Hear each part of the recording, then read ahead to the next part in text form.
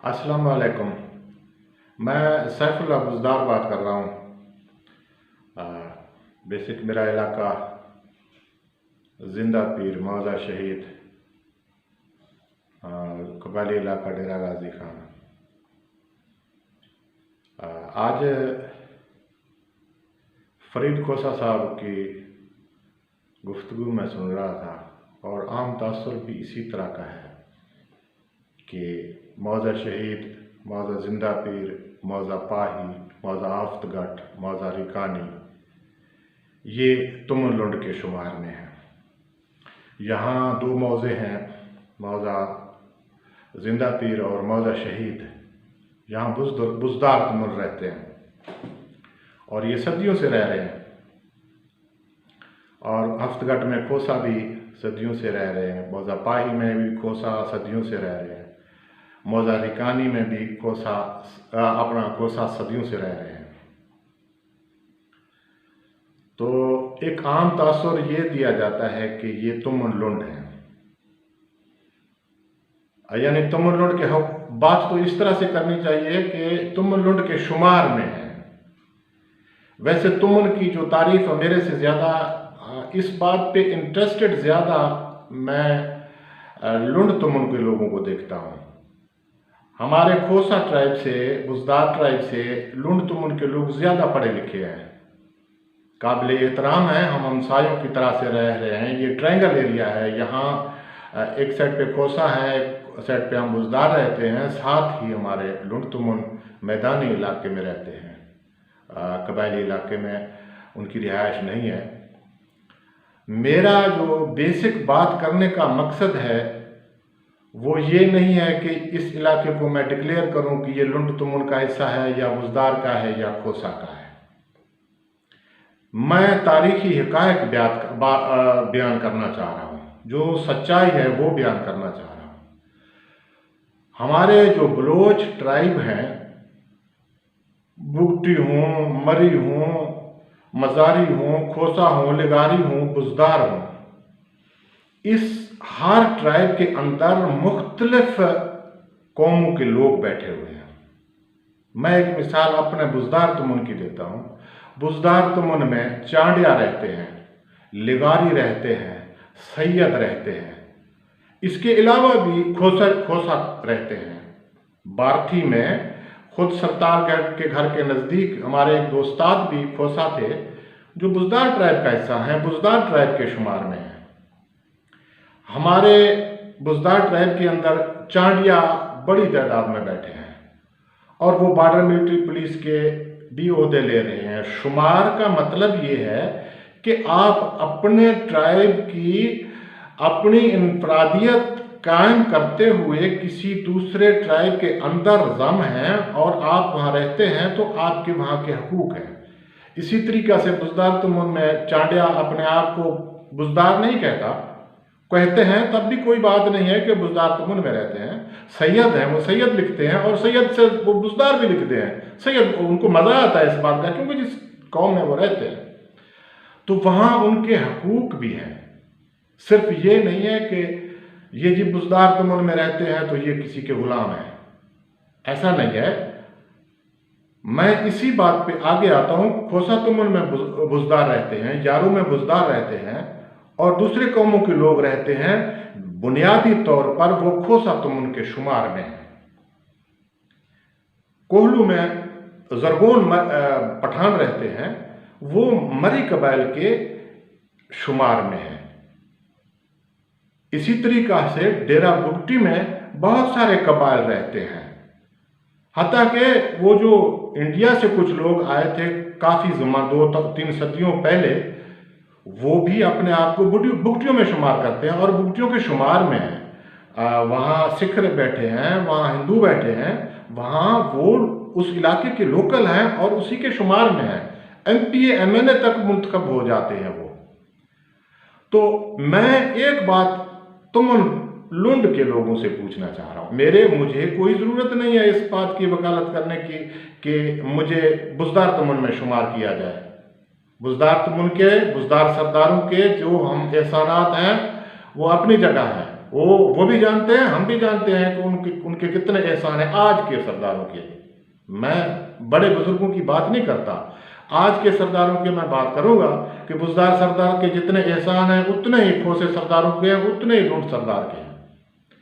मैं लुंट कौम के साथ बहुत सारी चीज़ों में, जैसे बीएमपी पोस्ट ममदानी में वहाँ के लुंट कौम के लोग भर्ती होते हैं। जब तुमुन वाइज बॉर्डर मिलिट्री पुलिस के ओहदे आए हैं कभी, आज मेरा ये सवाल लुंड तुमुन के पढ़े लिखे वोकला और बड़े दानिश्वर लोगों से मेरा ये सवाल है, जब बॉर्डर मिलिट्री पुलिस की सीटें आती हैं उस वक्त आप कहते हो कि भाई ये भी हमारे शुमार में है, ये भी हमारे तुम लुंड में दरखास्तें देते हैं।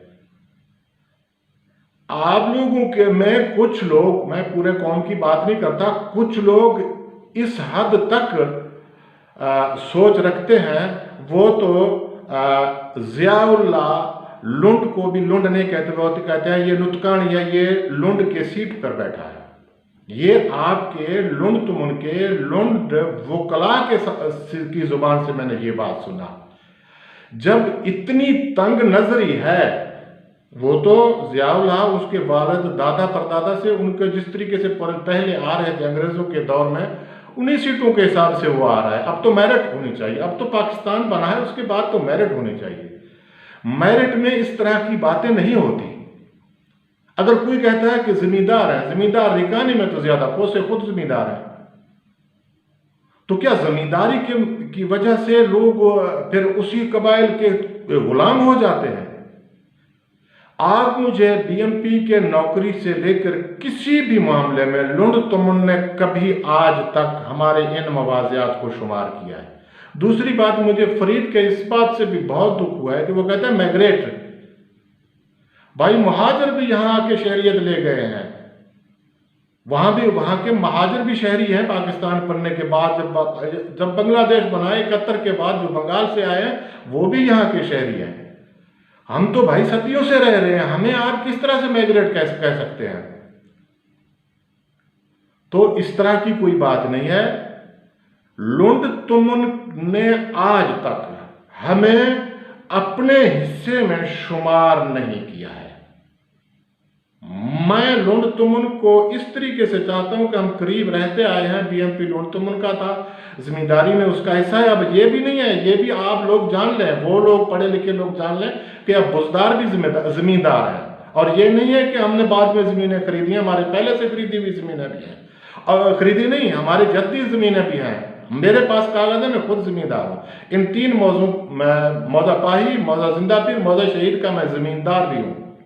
और हो सकता है इनफरादी तौर पे कोई लुंड जमींदार बहुत कम ही होंगे जिनके मेरे बराबर जमीन है, रकबा है इन तीन मौजू में। बात ये नहीं है, बात जिम्मेदारी की हरगिज नहीं है, बात हर इलाके के अपने इनफरादी हैसियत की है। उस हैसियत से हम लुंड तुमुन के साथ रहते आए हैं, लड़ते आए हैं, झगड़ते आए हैं, प्यार भी करते हैं, एक दूसरे के मेहमान भी रहते हैं, शादी खुशी में भी शरीक होते हैं।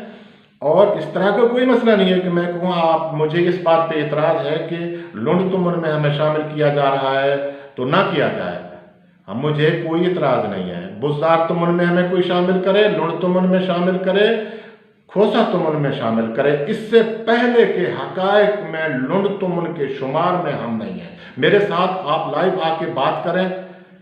हाँ, किसी किस्म की ताकत की वजह से, कोई ज्यादा शहर के करीब होने की वजह से कुछ मराहत आप लोगों ने ली हैं, उसका ये हरगिज़ मतलब नहीं है कि आप जो है ना ये हो गए हैं, आप ये तुमुन के मालिक हो गए हैं और हम गुलाम हो गए हैं। इस तरह से हरगिज़ नहीं है। वाजे किया जाए, तुमुन लुंड में हमें शुमार किया जाएगा तो तुमुन लुंड की बॉर्डर मिलिट्री की पुलिस की जब ओहदे सीटें आएंगी तो हमें उसमें हिस्सा दिया जाएगा। इसका बाकायदा डीसी कमिश्नर से एक अप्रूव लेटर होगा ताकि बाद में इसका मसला ना हो। अगर खोसा अपने शुमार में करता है तो खोसा, अगर बुजदार अपने इलाके में हमें शुमार करता है, जो कि हमें कुछ ज़्यादा वो नहीं है, हम जहाँ भी रहे हमने खल्ले टुड्डे खाए हैं, हमने सब कुछ बर्दाश्त किया है, हमने बहुत सारे मुश्किलात देखे हैं। एहसान मंद मैं ना खोसा सरदार का हूं, ना लुट सरदार का हूं, ना बुजदार सरदार का हूं।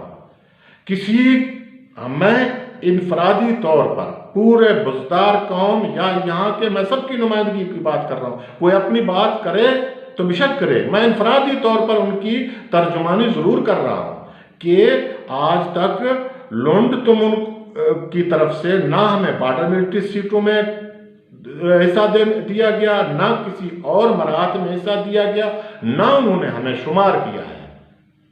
अगर आप इस तरह से कहते हैं कि बीएमपी पोस्ट ममदानी में एक तुक्का है, लोगों का लग गया, खितरानों का तुक्का भी लगा हुआ है और ट्राइबल एरिया में उनका कोई नहीं है, तो लुंड का अगर एक तुक्का लगा हुआ है वो अपनी सीटें ले लें, हमें तो उसको इतराज नहीं, हमें ये भी इतराज नहीं है कि हाँ ये इतराज असूलन है कि border military police BMP post Mamdani jurisdictional area में क्यों है, इसको ट्राइबल एरिया में होना चाहिए। इसके मुलाजिम अगर होंगे तो उस इलाके के लोगों को मेरिट के मुताबिक भर्ती किया जाए। ये पाकिस्तान है, ये कोई राजवाड़ा नहीं है।